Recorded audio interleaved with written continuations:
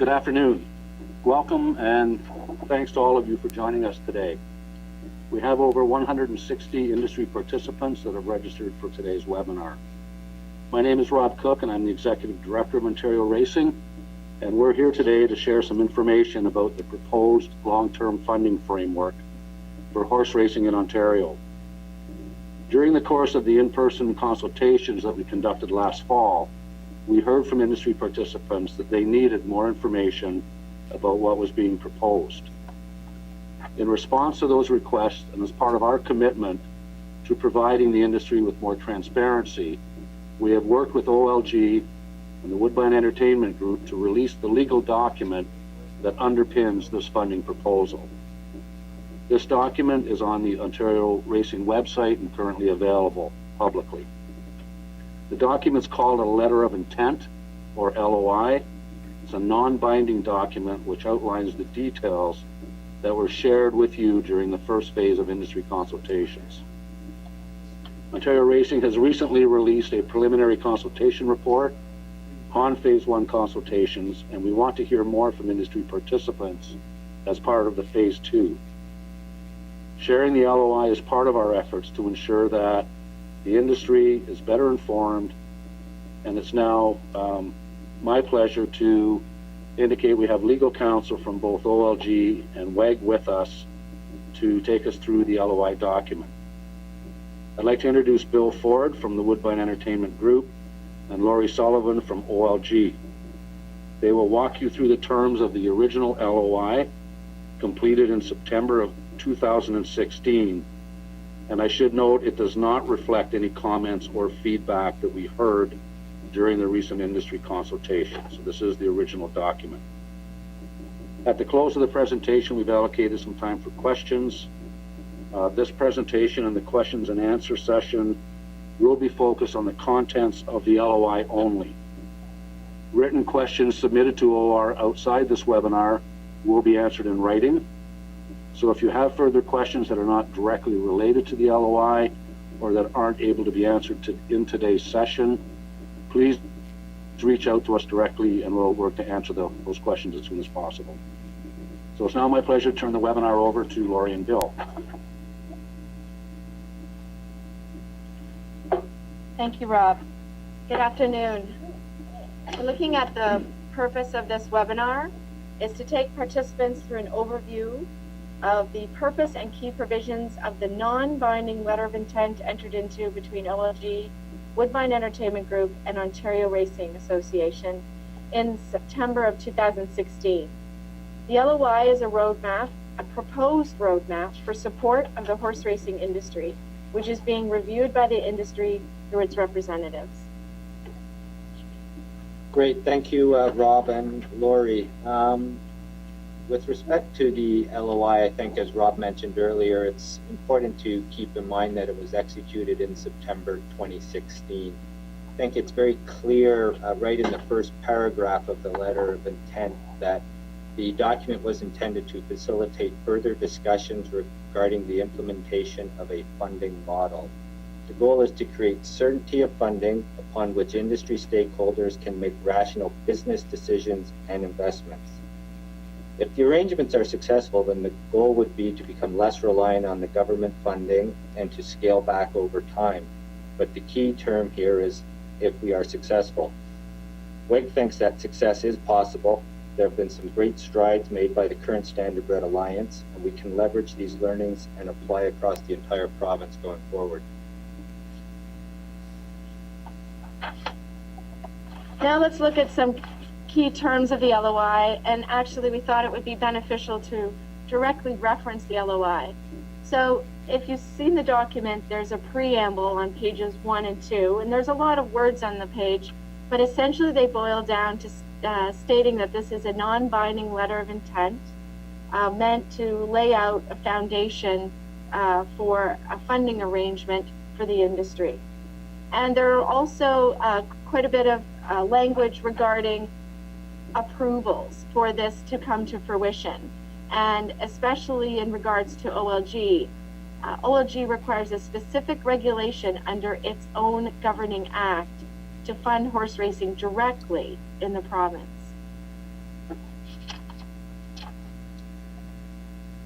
Great. The LOI also sets out at a high level the parameters upon which the new alliance would be formed. We're going to take some of the key learnings that we learned under the Standardbred Alliance that we think have been successful and add a degree of formality and rigor to the new alliance that would be a step up and that Woodbine is supportive of. Members would be those racetracks that conduct live racing in the province and which want to be members of this alliance. The new alliance would be governed by a board of directors that is made up from a broad spectrum of racetracks across the province. All levels of racing would be offered the chance to participate, and all breeds would be offered the chance if they want to participate within the alliance. WAG would not have voting control over the alliance, but would have certain material items upon which it would require their approval. Examples of this would be the removal of Woodbine as a manager, removal of Woodbine as a member, items such as that. In addition, WEG would then in turn enter into a management agreement with the alliance. WEG would receive a management fee of $2 million a year to do that. Really, that $2 million is only a fraction of the true cost of managing the alliance. Further terms of the LOI. On page 3, there's a discussion about the funding agreement. So there will be an agreement between the new racing alliance that Bill just described and OLG. It is to be effective no later than April 1st, 2021, the date that is anticipated that the horse racing funding program currently in place would expire. However, if there's alignment to commence earlier and approvals can be achieved, then an earlier commencement date could be effected. And if so, the LOI does provide that it will still run to 2038, as if the 17-year term started in 2021, despite the earlier commencement date. The term, total possible funding term of 17 years, which I just contradicted before, could be longer if the commencement date was earlier. But essentially, if it started in 2021, it would be a 17-year term, an initial term of 7 years plus 2 5-year extensions. And the extensions do relate back to an assessment of the Racing Alliance's operations and performance based on pre-identified performance measures. We move to page 4 and 5, you'll see that there's discussion of the annual payment. This is the funding level. It's a single source of funding to the Racetrack Alliance. The annual payment is set at $93.4 million in total, broken down by $91.4 million for the racetracks payment and $2 million for the administration payment for the costs and expenses of administering the new Racing Alliance. The Racetrack Alliance funding reflects the current level of the Horse Racing Partnership Funding Program funding. As mentioned earlier, one of the goals of this funding model is to allow for the industry to grow from a secure platform. If successful in the growth, we think that it's only fair to reduce the burden on the province over time. One such measure of success will be the provincial handle numbers. Today, the Alliance has handle of approximately $850 million. Other tracks currently not in the Alliance have approximately anywhere from $30 to $40 million in handle. So you can see we're below $900 million. What is contemplated in the LOI is that in the event the provincial home market handle were to hit $1.2 billion, that there would be a corresponding reduction in the amount of funding coming from the OLG. As we all know, a dollar of handle does not mean a dollar of revenue for the racetracks, and the number that was agreed upon with the government was that there would be a reduction of 5% from the handle numbers above $1.2 billion. We believe that that number allows a fair bit of growth before we even need to worry about a reduction of the funding from the OLG, and we would be hopeful that this is an achievable long-term goal. Thank you, Bill. Some other areas where there could be a decrease in the funding provided by OLG, where there are replacement funds available. Gaming expansion rent at the Woodbine racing site. The racetrack's payment will be reduced by the amount of rent received by WEG for the expansion of gaming at the Woodbine site, and all such rent would be contributed to the Racing Alliance to replace OLG funding. Another area would be increased or additional gaming rent at the Mohawk racing site. There, the racetrack's payment will be reduced by the amount of increased rent received by WEG for the lease of gaming space at the Mohawk site, which is in excess of $15 million. However, WEG must contribute all of the increased rent to the Racing Alliance to replace OLG funding. Increased funding through gaming rent at other racetracks. Racetracks payment will be reduced by 50% of the amount of the increased rent received by a racetrack for the lease of gaming space. The racetrack is contemplated to contribute all of the increased rent, however, to the Racing Alliance to replace OLG funding. So in this case, in summary, the reduction to OLG's funding is not always 100% of the increased revenues through gaming. However, the contribution to the Racing Alliance is 100%.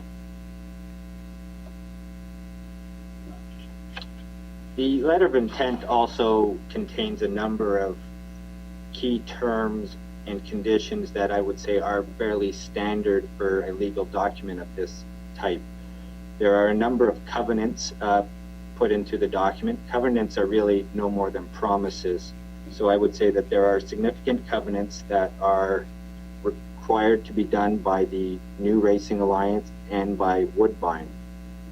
The Racing Alliance main key covenant is the creation of an annual business plan, which will have embedded within it a rolling 5-year strategic plan. The plan will include items like race dates, purse levels, schedules, etc. To understand the approval process for the annual business plan, the plan would first be created by Woodbine as the manager of the Alliance. It would then present that plan to the Alliance board. The board would then need to approve the plan. The plan would then go to the OR board, which is made up of a broader industry stakeholder group.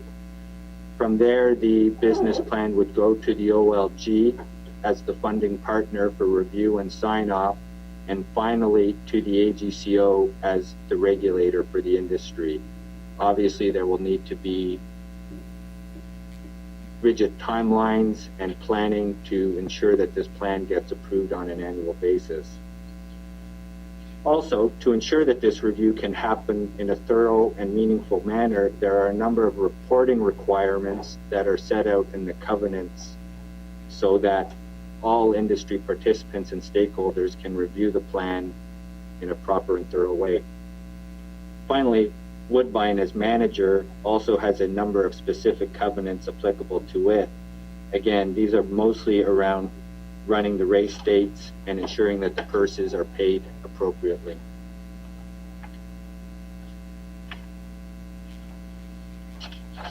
Some other parts of the LOI, there is a section on page 11 regarding performance measurement and KPIs. This states that there will be minimum service levels and key performance indicators that will be developed with the industry and be used by OLG, the Racing Alliance, and OR to assess the health of the industry and guide fact-based decision-making on funding and industry goals. And just as with the covenant section that Bill mentioned, there is a couple pages of termination rights. This lists the reasons that contract for funding could be terminated. We believe if you read through them, you will see that for a commercial agreement binding on OLG for funding, these termination events are quite customary. for agreement of the size and nature of the proposed funding agreement. So we're not going to list each one of them here, but they are considered standard for an agreement of this nature. Great. So what are the key next steps? You'll see in front of you on page 11 a kind of a next step diagram, and I would say the key is starting at first is that Ontario Racing must complete its industry consultations.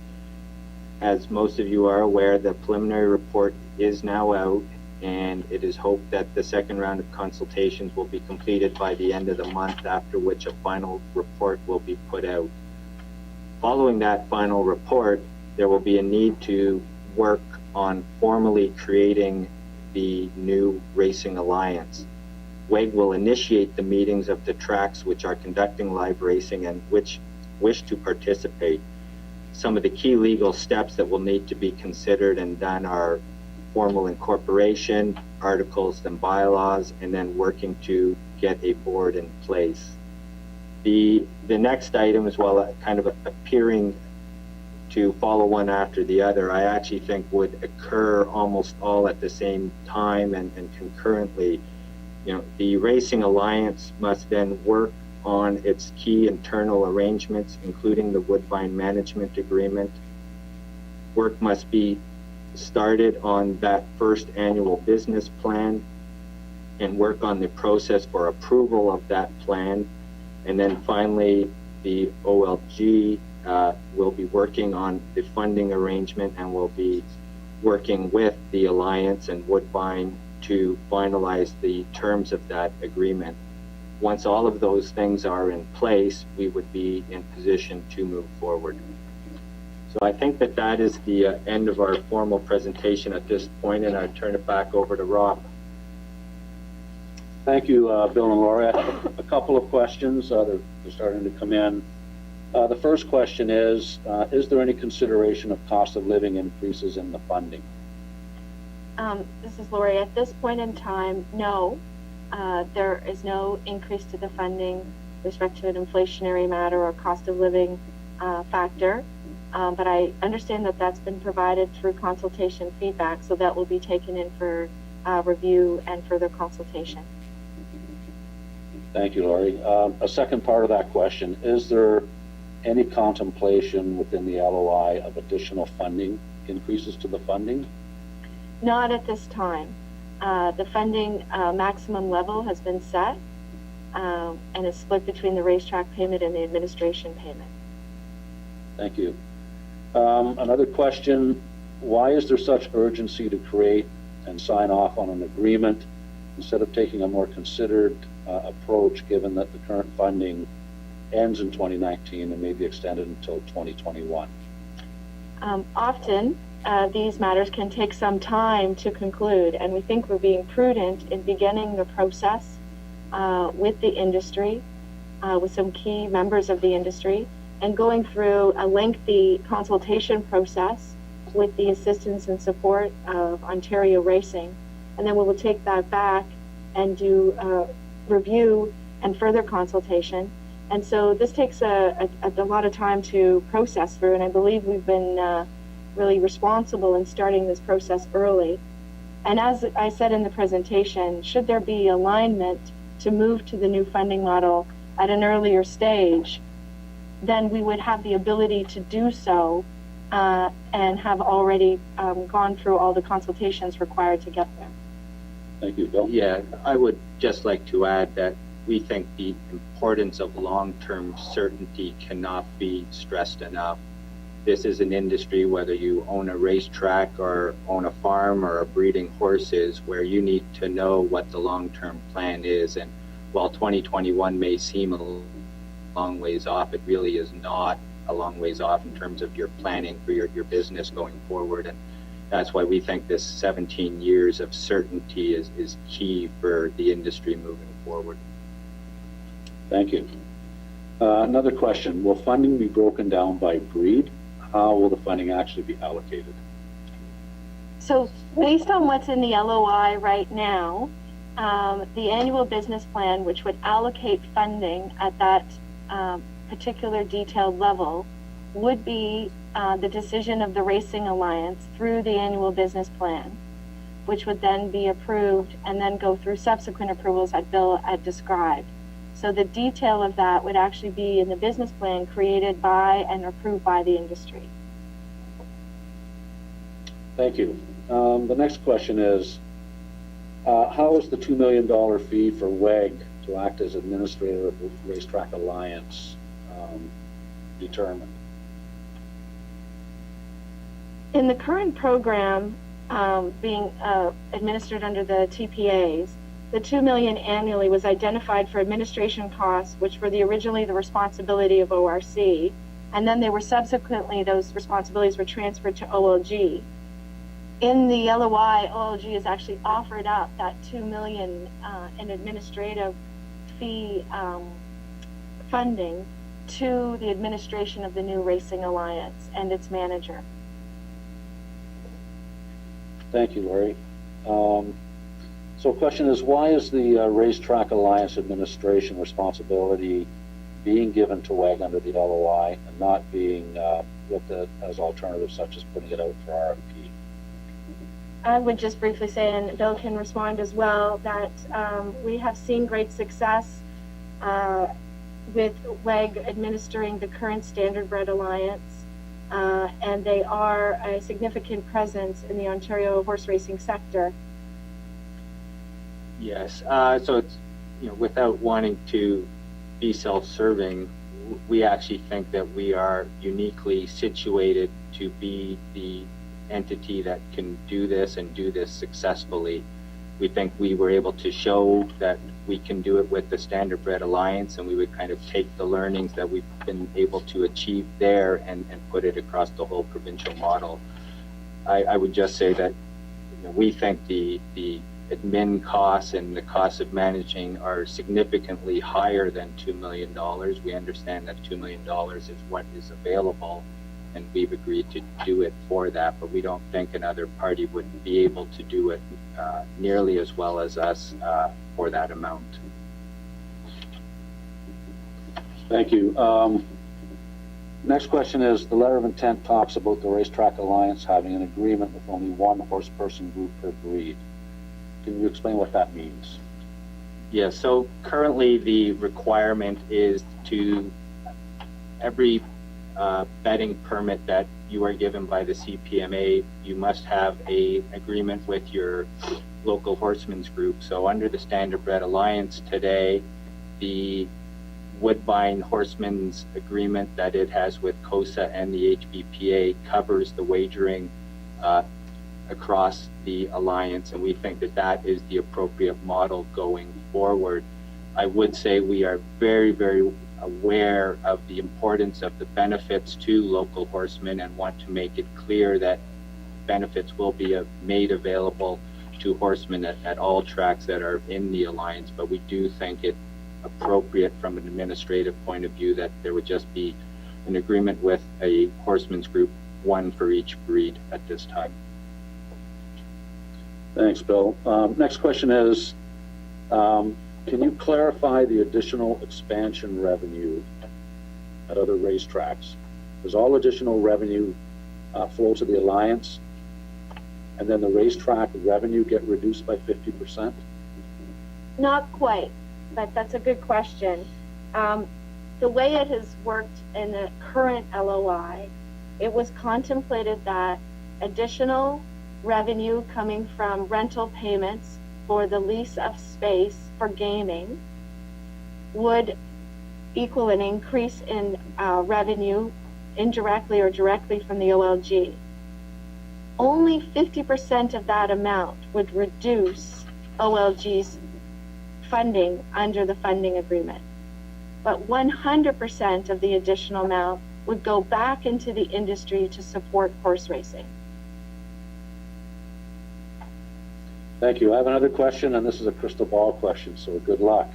Can a future provincial government terminate the funding? This has been set up as a commercial arrangement between the OLG and the Racetrack Alliance. Its ability to be terminated will be based on the terms of the funding agreement. We have outlined in the funding agreement LOI, the progress for renewals, and the rights of termination. And those will be predetermined and set out within the contract and will be binding on OLG. Thank you. One more question. Will the industry have access to any paperwork or final documents before the actual funding agreement is approved at the end of the process? We envision that that will be the case. And obviously the Racetrack Alliance will be seeing the full documentation, as it will have to be approved and executed by that alliance. And we also anticipate that Ontario Racing and its board will be very involved in the entire process as well, and see the documentation as it moves forward as well. Thank you. We're still getting some questions in. Next one, how will the new Racetrack Alliance board be selected? At this time, what we would be looking for would be representation across the industry, different geographic zones, and different levels of racing. The key would be to ensure that there is a broad representation, but I think it would be selected amongst the members, and we would need to come to an agreement on what the appropriate board looks like. And then once the membership has been established, there would need to be a formal vote of the members to confirm the board that was put in place. Yes, and vis-a-vis the content of the LOI, OLG has asked for representation for members across the breeds and the levels of racetrack. So we'll entertain one last question. We're approaching 2:30. There aren't a lot of questions flowing in. Let me see. So questions around, are there any plans to allow for increased revenue to racing via products beyond the pari-mutuel framework? I guess the question is, what other sources of revenue might be available in the future beyond the LOI? This is not addressed within the LOI, and if you prefer, we would answer that question outside of this forum, where we're focusing today on the content of the letter of intent, and we have been brought in to specifically address those questions. Great answer. So we're probably at that point. There are other questions, but to Lori's point, a lot of them are outside of really the specifics of the LOI that our distinguished guests can probably answer. We have all the questions. We would encourage people to continue to send in questions or comments. We will endeavor to answer all of the questions and feedback to the industry. So in closing, thank you everyone for participating. Just a reminder that this webinar is recorded, will be posted on the OR website and available to everyone. The letter of intent will stay posted as well into the immediate future. And with that, I would encourage all of you to engage in responding to the phase 2 part of the industry consultation as we move towards what will be a negotiating process to create this letter, this funding letter of intent, or agreement, I guess. So thank you again for attending, and have a great day.